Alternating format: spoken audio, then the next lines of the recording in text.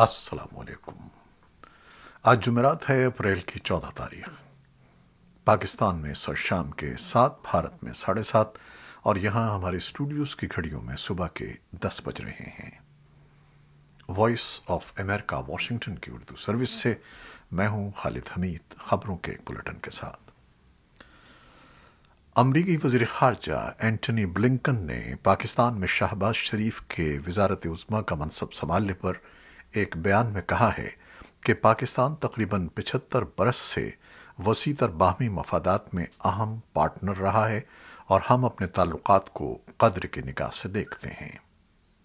अमरीका नौमुंतखब पाकिस्तानी वज़ीर आज़म शहबाज शरीफ को मुबारकबाद देता है और हम पाकिस्तान की हुकूमत के साथ अपने देरीना ताउन को जारी रखने के मुंतज़िर हैं।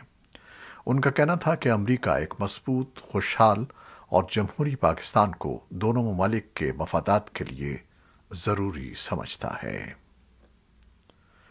पाक फ़ौज के शोबे ताल्लुकात आमा के director general major general Babar Iftikhar ने कहा है कि कौमी सलामती के कमेटी के एलामिया में साजिश का कोई जिक्र नहीं। पाकिस्तान फ़ौज के तर्जमान ने इस बात की वाज़ेह तरदीद कर दी है कि अमरीका ने पाकिस्तान से फ़ौजी अड्डे मांगे। उन्होंने कहा कि अमरीका ने न ही फ़ौजी अड्डे मांगे और न हमने दिए। अगर मांगते भी तो पाक फ़ौज का वही मौक़िफ़ होता जो वज़ीर आज़म का था। उन्होंने ऐलान किया कि आर्मी चीफ ने अपनी मुद्दत मुलाज़मत में न तो तौसी मांगी है और न कबूल करेंगे। आर्मी चीफ रवां साल 29 नवंबर को रिटायर हो जाएंगे। डायरेक्टर जनरल ISPR ने कहा कि पाक फ़ौज ने ख़त के मामले पर अपना मौक़िफ़ कौमी सलामती में कमेटी में पेश किया था। हमारी खुफिया एजेंसियां तमाम ख़तरात के ख़िलाफ़ चौकन्ना हैं और खुफिया एजेंसियों समेत तमाम इदारे भरपूर तरीके से काम कर रहे हैं। उन्होंने कहा कि न्यूट्रल वगैरह कोई चीज़ नहीं, हमारा सियासत से कोई लेना देना नहीं। फ़ौज मुस्तक़बिल में भी अपना आईनी किरदार अदा करती रहेगी। पाकिस्तान फ़ौज के तर्जमान ने साबिक़ वज़ीर आज़म इमरान खान की तरफ से हालिया दिनों में मुख्तलिफ इदारों पर लगाए गए इल्ज़ामात के हवाले से अपना मौक़िफ़ पेश कर दिया।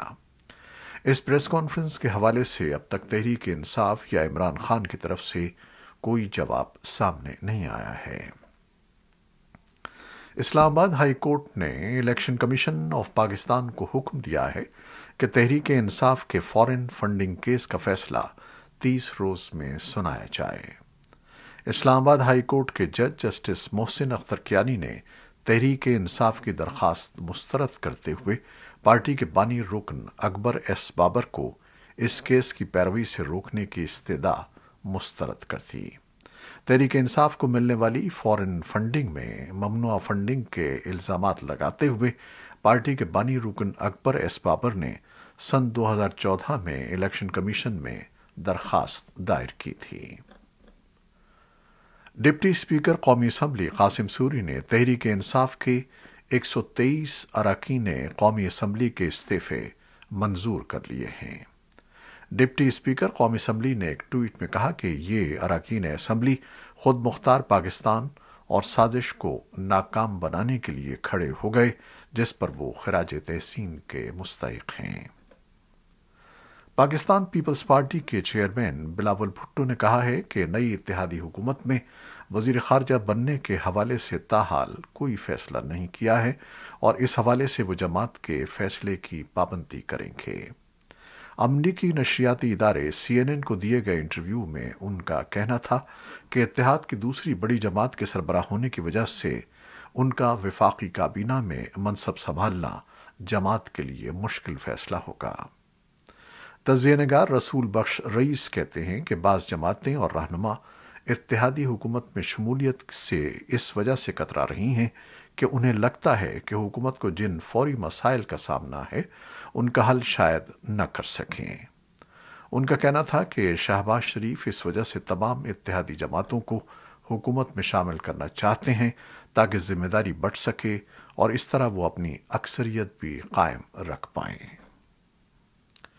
अमरीका की जानिब से भारत में इंसानी हकूक़ की मुबैना खिलाफ वर्जियों के बढ़ते हुए वाक़यात पर इजहार तशवीश के बाद بھارت نے بھی امریکہ میں انسانی حقوق کی مبینہ خلاف ورزی پر تشویش ظاہر کی ہے۔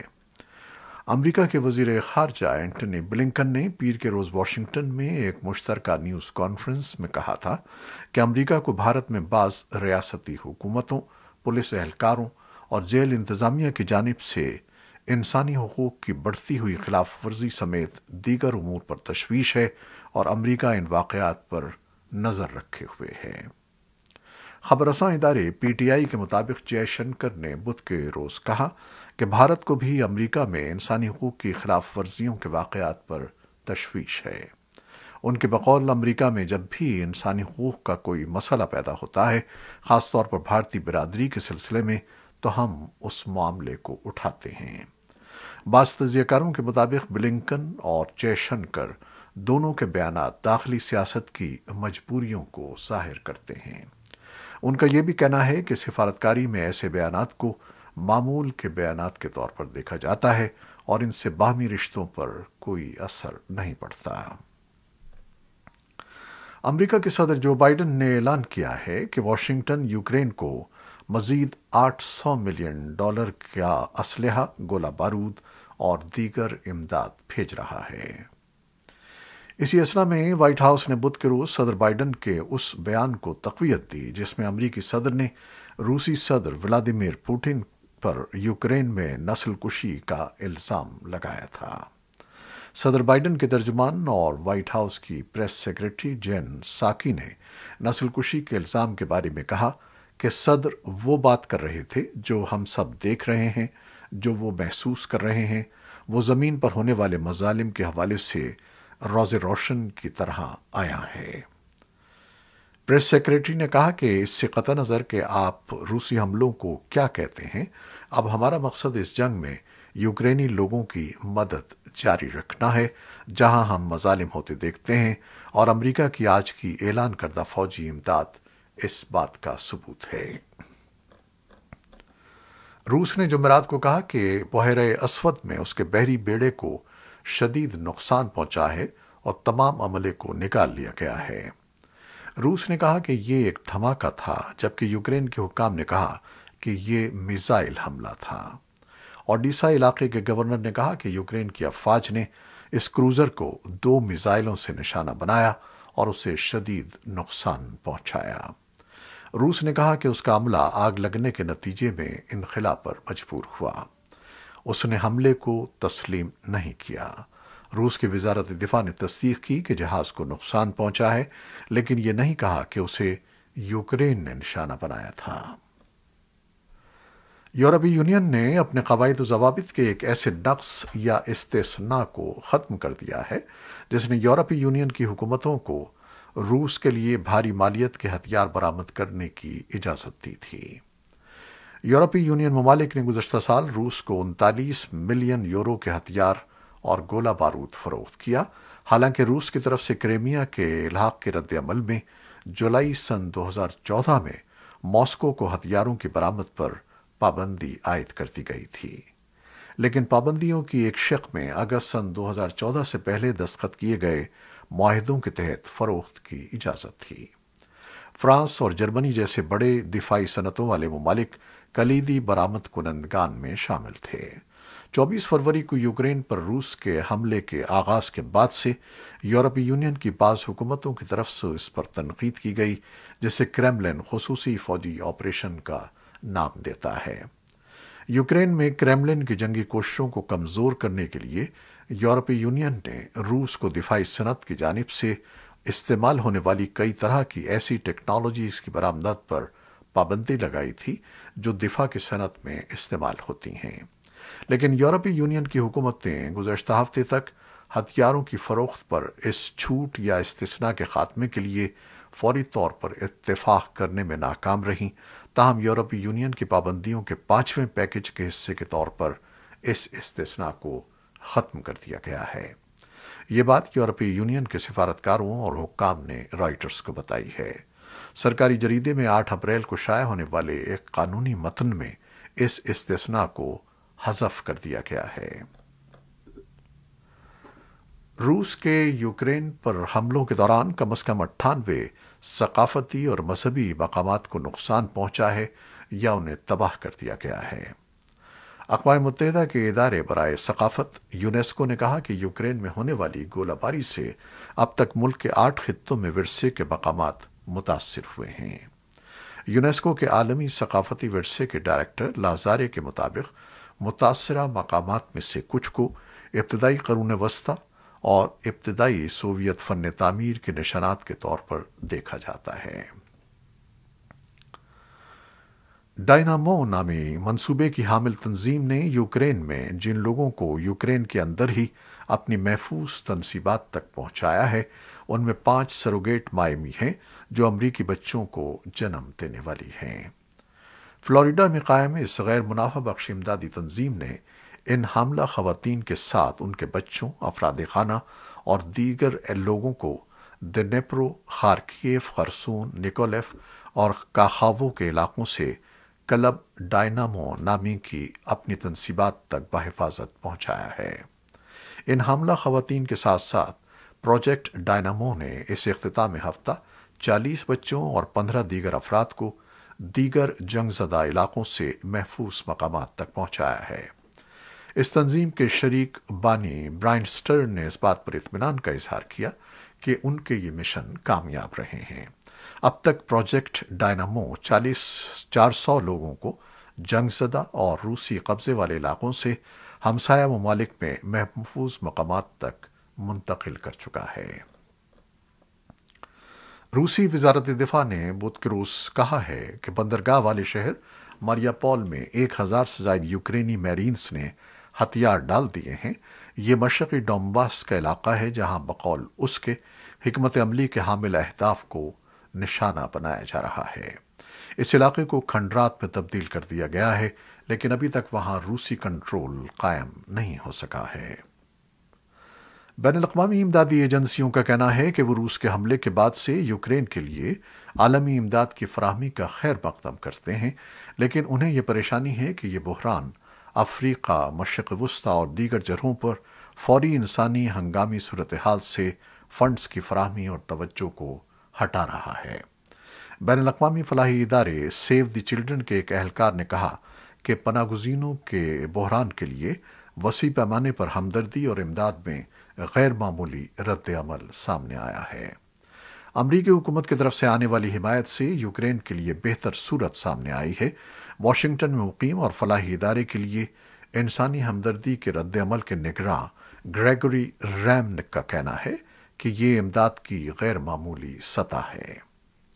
اقوام متحدہ کا اندازہ ہے کہ اس سال دنیا بھر میں 274 ملین افراد کو انسانی امداد کی ضرورت ہوگی، جو سن 2021 میں ریکارڈ 235 ملین تھی۔ انسانی حقوق کی علمبردار نادیہ مراد نے اقوام متحدہ میں عالمی رہنما خطوط کا آغاز کیا ہے، جن کا مقصد تنازعات سے بچ جانے والوں اور جنسی تشدد کے گواہوں سے محفوظ اور مؤثر طریقے سے شواہد اکٹھے کرنا ہے۔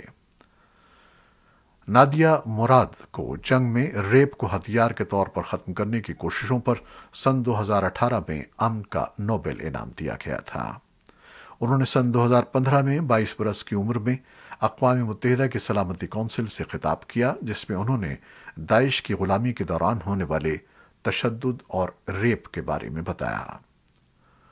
مراد کوٹ کے نام سے یہ گائیڈ لائنز نادیہ کے انیشیٹو اور institute for international criminal investigations کے ذریعے برطانوی فنڈنگ سے تیار کی گئی ہے، جس کا مقصد زندہ بچ جانے والوں کے لیے ثبوت فراہم کرتے وقت مزید صدمے کے خطرے کو کم کرنا ہے۔ اقوام متحدہ کا کہنا ہے کہ وہ یوکرین میں ریپ اور جنسی تشدد کے واقعات میں ہونے والے اضافے کے بارے میں سن رہا ہے، اور یوکرین کے انسانی حقوق کے گروپ نے روسی فوجیوں پر ریپ کو جنگی ہتھیار کے طور پر استعمال کرنے کا الزام لگایا ہے۔ روس نے شہریوں پر حملوں کی تردید کی ہے۔ مراد نے انسانی حقوق کی وکیل امل کلونی کے ساتھ مل کر اقوام متحدہ کی تحقیقاتی ٹیم کے لیے سلامتی کونسل میں لابنگ کی ہے تاکہ عراق میں داعش کی کارروائیوں کے شواہد اکٹھے اور محفوظ کیے جا سکیں جو جنگی جرائم، انسانیت کے خلاف جرائم یا نسل کشی کے زمرے میں آتے ہیں۔ طالبان کی حکومت کی وزارت تعلیم کا کہنا ہے کہ اس تجویز پر کام جاری ہے جو افغانستان میں لڑکیوں کے اسکول کھولنے کے لیے راہ ہموار کرے گی۔ وزارت تعلیم کے ترجمان عزیز احمد ریان نے پاک افغان جرگہ فورم کو بتایا کہ طالبان افغان عوام کا احترام کرتے ہوئے اسلامی اقدار اور افغان روایات پر مبنی اسکول کھولنے کے لیے کام کر رہے ہیں۔ انہوں نے کہا کہ طالبان اس معاملے میں بین الاقوامی دباؤ کے سامنے نہیں جھکیں گے۔ اسی دوران یورپی یونین کی رکن پارلیمنٹ ہانا نیومین نے کابل کے دورے میں کہا کہ جب تک طالبان افغان عوام کے حقوق کو تسلیم نہیں کرتے، یورپی یونین ان کی حکومت کو تسلیم نہیں کرے گی۔ طالبان نے عالمی ادارے صحت کے ڈائریکٹر جنرل کے ریمارکس کا خیر مقدم کرتے ہوئے کہا ہے کہ افغانستان کو مزید عالمی تعاون کی ضرورت ہے۔ ٹیڈروس گیبریسس نے بدھ کو جنیوا سے صحافیوں سے گفتگو کرتے ہوئے کہا تھا کہ یوکرین پر توجہ مرکوز کرنے سے افغانستان جیسے ضرورت مند دیگر ممالک فراموش ہو رہے ہیں۔ فی الحال WHO اور یونیسیف 34 صوبوں میں جون سن 2022 تک 2568 صحت مراکز اور ہسپتالوں کی مدد کر رہے ہیں۔ ICRC نے 17 ہسپتالوں کو بھی مدد فراہم کی ہے، جن میں 7 کابل میں ہیں۔ نئی دہلی کی جواہر لال نہرو یونیورسٹی میں 10 اپریل کو طلباء کے 2 گروپس میں ہونے والے تصادم کی وجہ سے یونیورسٹی کیمپس میں اب بھی کشیدگی برقرار ہے۔ تصادم کے نتیجے میں متعدد طلباء زخمی ہو گئے تھے۔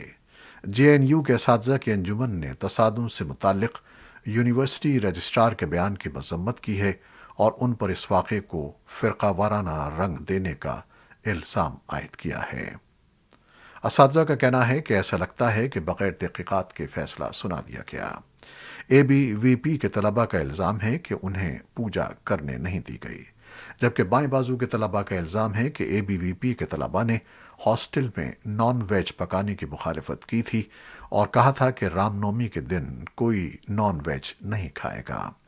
ادھر یونیورسٹی کی وائس چانسلر نے کہا ہے کہ یونیورسٹی میں طلباء کو کھانے اور پہننے کی آزادی ہے۔ وزارت تعلیم نے یونیورسٹی انتظامیہ سے رپورٹ طلب کر لی ہے۔ امریکی شہر نیو یارک کے علاقے بروکلن میں ایک میٹرو اسٹیشن پر ایک روز قبل 10 لوگوں کو فائرنگ کر کے زخمی کرنے کے شبے میں گرفتار شخص پر بدھ کے روز دہشت گردی کا مقدمہ دائر کر دیا گیا ہے۔ نیو یارک کے مشرقی ڈسٹرکٹ کے اٹارنی بریان پیس نے بدھ کے روز ایک پریس کانفرنس کے دوران اعلان کیا کہ 62 برس کے فرانک آر جیمز پر مقدمہ دائر کیا جا رہا ہے۔ جیمز پر الزام ہے کہ اس نے منگل کے روز لوگوں سے بھرے میٹرو اسٹیشن پر فائرنگ کی تھی۔ اس واقعے میں زخمی ہونے والے 10 افراد میں سے 5 کی حالت نازک بتائی جاتی ہے۔ یہ تھیں وہ خبریں جو فیس بک لائیو پر ہم نے آپ کے لیے پیش کی۔ ہماری ویب سائٹ، یوٹیوب اور پوڈ کاسٹ پر یہ بلیٹن آپ کے لیے پوسٹ کر دیا جاتا ہے۔ آپ ہمارے بلیٹن کو شیئر کرتے ہیں اور اپنے کمنٹس میں اپنی محبتوں اور دعاؤں کا اظہار کرتے ہیں، ہم آپ کے لیے اس کے مشکور ہیں۔ اپنی محبتوں کا سلسلہ جاری رکھیے گا۔ خالد حمید کو اجازت دیجیے گا۔ اللہ حافظ۔